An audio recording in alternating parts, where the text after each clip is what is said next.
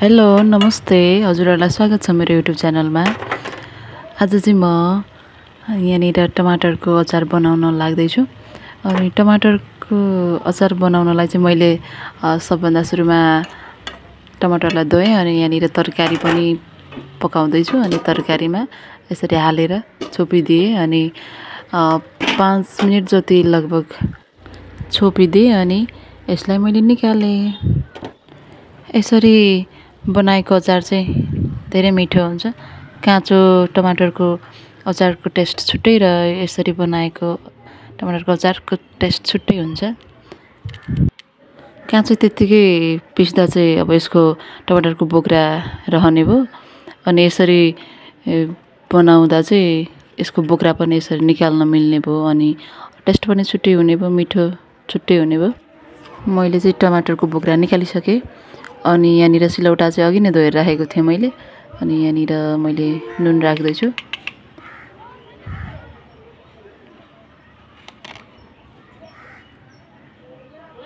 अनि यहाँनिर मैले खुर्सानी, धनिया, लसुन अनि अदुवा पनि अघि नै रेडी गरेर राखेको।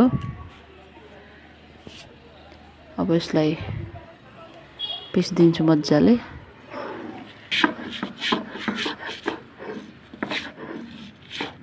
भिडियो आफैले गर्दैछु एक हातले, त्यही भएर यहाँनिर एक हातले पिस्न अप्ठ्यारो भइरहेछ।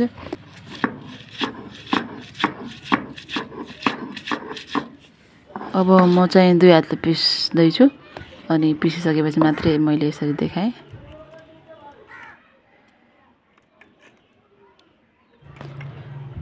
मैले चाहिँ यहाँ नुन खुर्सानीहरू सबै पिसिसकेको छु अनि यहाँनिर टमाटर पिस्न लाग्दैछु। अनि यो पनि टमाटर पनि 2 हातले राम्रोसँग पिसेर अनि हजुरहरूलाई देखाउँदैछु। एक हातले अप्ठ्यारो हुन्छ मलाई अनि पिसिसकेर मात्रै देखाउँछु। मैले चाहिँ यहाँ टमाटरलाई पनि पिसेर सकिसकेँ।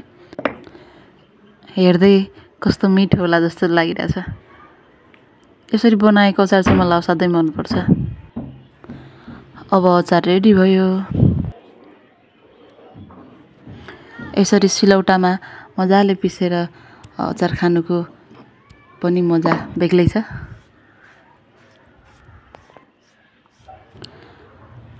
हजुरहरूलाई मेरो आइडिया कस्तो लाग्यो, मन पर्यो भने लाइक एन्ड कमेन्ट गरिदिनु होला र हजुरहरूले पनि यसै गरी बनाएर खान सक्नुहुनेछ।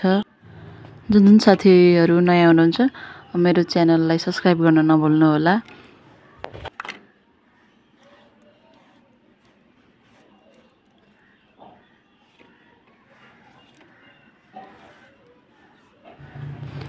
भिडियो हेरेर जसले साथ दिनुभयो हजुरहरूलाई विशेष धन्यवाद भन्न चाहन्छु। मैले चाहिँ यो अचार भाँडामा उठाइसकेँ अनि अब यसलाई राम्रोसँग एकचोटि चम्चाले घोल्छु। नुन खुर्सानीहरू सबैतिर राम्रोसँग लागेको छ कि छैन, त्यही भएर चम्चाले चाहिँ यसरी मजाले घोलिदिनेछु। हाम्रो खाना पनि रेडी भइसकेको छ। अब हामी खाना खान्छौँ।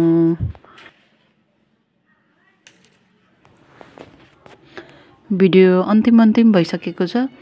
अब अर्को भिडियोमा भेट्छौँ भन्दै अहिलेलाई छुट्टिन चाहन्छु। नमस्ते।